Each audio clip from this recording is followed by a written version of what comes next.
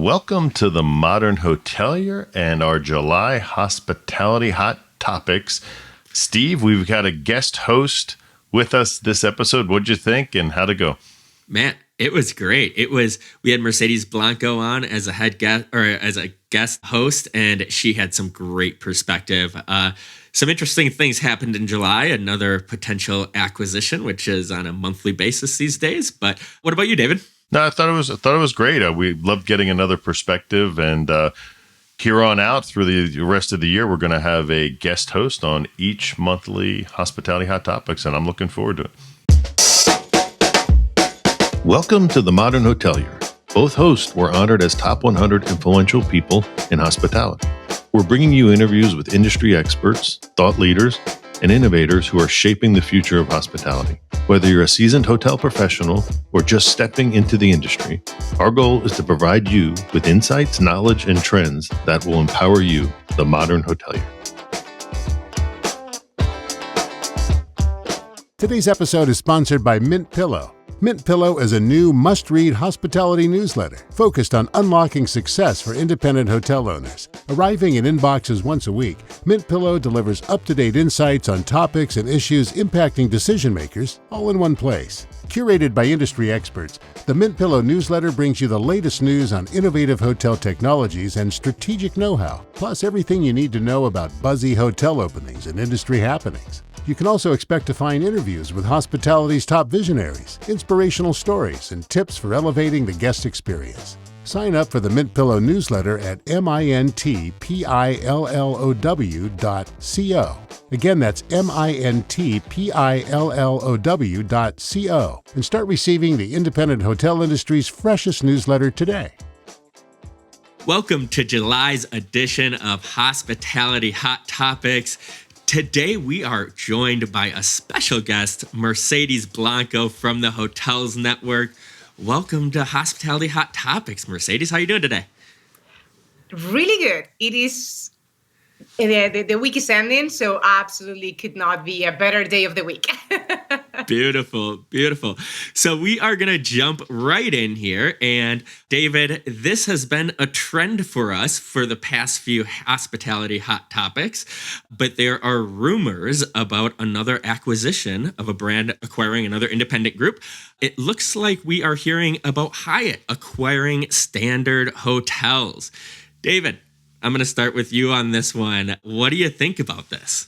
Well, the list of independent hotel groups that are not part of a brand is getting smaller and smaller. And I think based off the people we've spoken to, my concern is that, we talked to Charleston Hotels and about the stories behind these independent hotels and the uniqueness of these brands. So look, it's a business. These things have to happen, but it always seems like it's painful when you see another unique brand kind of not go away, but be absorbed. What do you think, Mercedes? Well, I love brands, but I have to admit that personally, I love the identity of unique, independently owned brands. I'm European, so I love diversity and having different multiple options. And I get it. After COVID, everyone said that we were gonna consolidate, and we are in the process of doing so. But goodness, I think that what was it? 80% of the market was owned by brands. What is it going to be at the end of this year or next? It's going to be 90, 95? This is way too much. And honestly, my biggest concern is that I don't know how those brands are going to be able to manage such big number of sub-brands within their portfolio. It is just too much, and I cannot keep track of the number of brands that they all have. I'm with you. A little too early to play Another One Bites the Dust yet, but I guess we'll see how the next month plays out. So also, we're coming off of, luckily I just missed it by a couple of days, but a massive computer outage that affected many, many industries. But since we're in hospitality, we know that it not only affected some brands, but airlines, airports in general. So Mercedes, what are your thoughts on something like this happening in 2024, this big of an outage? Well, thank goodness I'm American, not Delta. But unfortunately, this is going to happen, and we have to be ready for it. I think that we are not even conscious about the depth of the threats that we can suffer in hospitality at every level: hospitality, airlines, data security. So I think that we just need to be ready for it and do better and add layers of protection and of course, also training, because let's keep something in mind. The majority of those problems that we've been seeing, they've been happening because of a human error. So we have to keep in mind that our industry, it is built on human talent. So we have to make sure to avoid, if possible at all, human leaks. Absolutely. I'm with you, Mercedes. It's kind of scary that it is happening a little bit more. And I know you've talked about cybersecurity in depth, Mercedes. So I feel like this is kind of your ballpark here. I have 2 points. I thought it was funny that Southwest wasn't affected because they haven't updated their system in so long. Like a few months ago, it came out about that, and it was this big problem because they had system issues, but they dodged this bullet because they haven't updated systems. I also, fun story, I went actually to a branch bank the day after this, and I was talking to my banker, and he was telling me that people were freaking out and running to the banks because they didn't think they were going to be able to get their money out ever. So he said they usually restock the ATM 1 to 2 weeks. They had to close down the bank, restock it midway through because people were just running into the bank and taking as much out of the ATM as they could. It's a little scary. I hope we don't have too many of these ahead, but I guess we'll see. David, were you affected at all?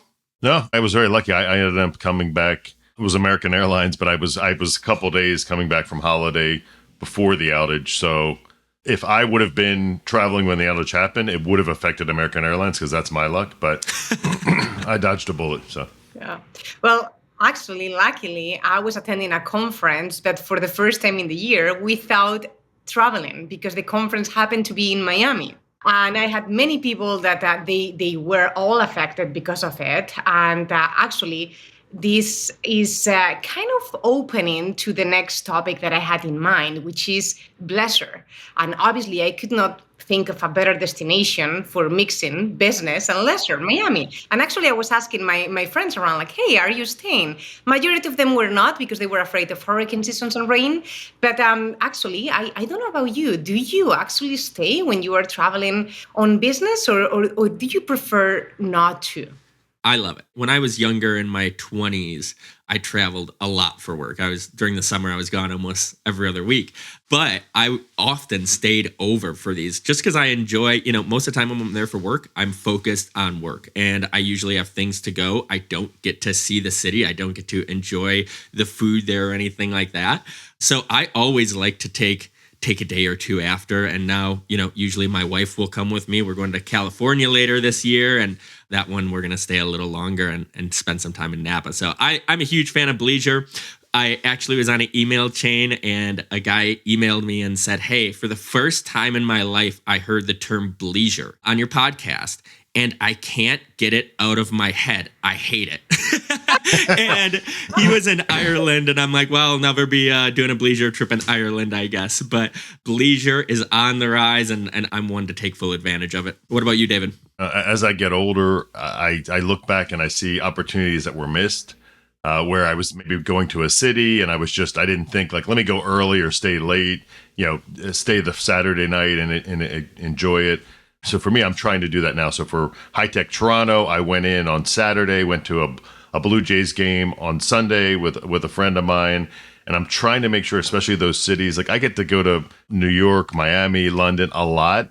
But there's these other cities that sometimes when you have these random trips that I'm making a conscious point, even if it's just by myself, to spend an extra day or get in early just to experience, so I can experience that city, because you never know when you're going to get back. Absolutely. And next time we should compete between the three of us, which one is checking all of the states first. Deal. That's true. So another thing, so as we travel, we probably think there'd be much more of this, but 80% of travelers preferred some sort of automated technology. So Mercedes, what have you seen and what do you like when you travel that helps with the process as far as, whether it be checking in or upgrades or things of that nature? Obviously, it really depends when you were born, because what I like is not what my dad would appreciate. I would love to avoid waiting in line when I check in a hotel. I've always said that it is unbelievable to me that we keep doing the same thing that we did way before I was even born, right? However, for my dad, that is a must. He needs to have that human being. I do see that technology on the rise. I think that we can save a lot of money operational. I think that we can be much more efficient. And I don't think that technology goes against experiences. I think that actually technology can improve and enhance the experience when done it right. The problem is when you want to add technology without any strategy behind it. That's the key. David, I'm stealing your line. You've said this before, but we use an app when we're at the airport. We use an app to get an Uber to the hotel. And then when we get the hotel, it's like technology doesn't exist, right? In some cases, I love automated technology. I think it's fantastic. But on the other end, for those high-end luxury properties, obviously you want that human touch. And I've experienced that, and I have loved that as well. But I love the automated technology. I think we're going to see more of it. I actually, just was looking back at one of our episodes with Holo Connects, and they do a hologram for the front desk. And Mercedes, I think, you're dead on. If we kind of take some of these mundane tasks away from hoteliers, they can focus on the guest experience better. David, any thoughts on this one? Yeah, no, I mean, I'm all for it. I think Mercedes said it right. If you train and you've got everybody's buy-in on the property and you know how to present it to the guest and kind of educate them a little bit, I think a lot of times, I won't name technologies, but when you get this random text message and you're like, well, is it from the hotel? And then you see the company name in the thread, and then you get an email. And I had one stay where they were offering me a checkout to upgrade and get a bottle of wine. It's like 9:00 in the morning. And not that I'm opposed to it at 9 in the morning, but it was just a little odd perk to try to upsell me at the day of my checkout. So if it's done right, I think it's extremely important to the industry because, again, there's only so many times people can ask me, are you checking in at 9:30 at night when I'm holding my bags versus if I could go to a kiosk or get it on my phone, I'd much rather do that. So just take that bottle of wine for the late checkout upgrade? Yeah, I upgraded my my ride to the airport. No, I did not. There we go. So this is a story I'm actually really excited about. There was a hospitality or a hotel summer camp. It was 2 nights, 3 days, and it was put on by the Texas Hotel and Lodging Association in collaboration with Texas A&M's Hotel Management and Tourism College as well. They focused on a few things, which I thought was really cool. They focused on the 6 pillars of customer service. They also talked to these, I think it was 25 high school students.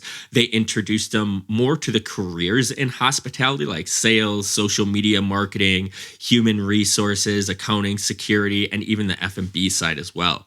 This is the first time I've ever heard of anything like this, like a hotel camp. Have you guys heard anything about this? And what do you think? David, I'm going to start with you. Yeah, no, I haven't, but kind of piggybacking off my last holiday, we're an industry that, and we all travel a lot. Yes, we have staffing issues, but we have major training issues and making it into a career for the employees that work in these hotels. And can't really become a career if you're not gaining something, you're not being educated. So if you get a job as a front desk agent, but all they show you is how to check someone in, but they don't start teaching you how to communicate with the guest or, Anthony Mulcahy's, you notice the person, how do you, connect with them as they approach you, different things. So for me, I think it's fantastic. There needs to be more of it. And I think that it's very, very obvious when you travel that there's a lot of properties that just don't train their staff the right way, down to the point, and not to get gross, but I stayed at a resort in the Caribbean and there was something on my door. Just don't know what it was in the bathroom. And all I did was just take a tissue, run it underwater, and it wiped right off. But somehow I don't understand how the housekeeper never saw that. And little things, we were checking in and they wouldn't let us use a different credit card for incidentals. But so I love what they were doing. And I think there needs to be more and more down to even the management company level. I haven't heard of that before, but I've heard of a university with a hotel that was run by the students. And I love that concept. And also, I think that it's very important to rotate because not only we have to provide training, we have to know what others are doing in the other departments because I forever changed the way that I was seeing a room service or the cleaning service once I had to do it myself. Right. So I do agree. I think that those things are important. And if one thing we are missing when educating or when training is real practice and real training. So I think that is very important. I loved hearing that. I don't know if it will work, but I loved hearing about it. Yeah. Actually, I want to bring something up because this week, I don't know what you thought when you first saw the news, but I thought that it was fake news because we've been hearing about cookies and getting ready for cookieless and Google doing that and delaying things, this and that. And then eventually it's like, okay, no, we are backing up. We are not getting rid of cookies. So there were people that were super happy about it, others that were pissed about it. I, like I said, thought that it was fake news because I could not believe it. Others actually think that it's a conspiratory theory because they are actually going to do something else later in the future. So what are your thoughts about that? What is Google doing? Man, I don't know. I have been coming when I was talking to hotels about their websites, and I was saying, hey, Google's cookies are going away. Like, this is going to affect your hotel websites. And now it's a little U-turn. But one thing, they're offering people a choice, it seems like. They've created this sandbox where, you can use cookies or you don't have to use cookies. So they're almost giving us users a choice if we want to use cookies or not, which I'm all about choices. So I'll take it. I'm not a huge cookies guy. Whenever I go to a lot of hotel websites. So if I don't go incognito or close out or decline the cookies, I get a lot of advertisements for many hotels. So I think it could affect that as well on the hotel side with direct booking a little bit. But yeah, it's interesting. I'm curious to see what they'll land on. Yeah, and I think people just need to relax. I mean, I remember when I first got into email marketing, people used to go apeshit if you emailed them and they didn't give permission. One of my later LinkedIn posts this year was going to be all the junk mail I've been collecting that I get in my mailbox. So I would much rather the United States Post Office step in and stop giving me junk mail in my mailbox than the idea of cookies and tracking and things of that nature. Because again, there's always somebody who screws it up in the way that they make you feel. Like in the beginning, when you would get retargeted, you felt like, oh, wait a second, I'm on whatever news site. How do they know I was looking for shoes over here? And now it's just kind of common nature. And actually, sometimes people are even enjoy it. It's like, oh, well, that's right. I wanted to get those shoes. Let me go back and see if they're on sale.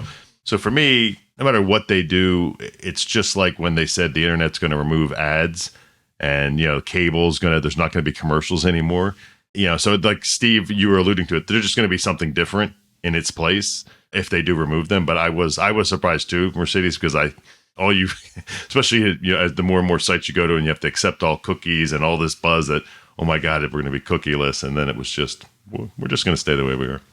Yeah, for the record, I think that privacy is going to be leading the conversations for the next 5 years, probably. But actually, David, if you are interested, I found a website to remove your physical address from lots of post mail. So happy to share that with you. Please. We might want to share that on the screen. John, can we put that link in the screen? I'm sure David's not the only one that wants that one. Wow. Yeah, no, I plan on saving it and then spreading it out like around my house and then just filming it and say, this is 6 months worth of email. Are you really upset about that email that you clicked delete on? So anyway. But all right, well, that's great. So that does it for another episode of Hospitality Hot Topics. Mercedes, thank you for being our guest host. We really appreciate it. And hope you had a good time. Well, I appreciate you, and definitely I did. Thank you very much. You made it to the end of The Modern Hotelier. Thanks for listening. The Modern Hotelier is produced by Make More Media. Make sure to like and subscribe if you're listening on YouTube, or subscribe wherever you get your podcasts. If you know a guest or sponsor that would be a good fit, feel free to email us at hello@themodernhotelier.com.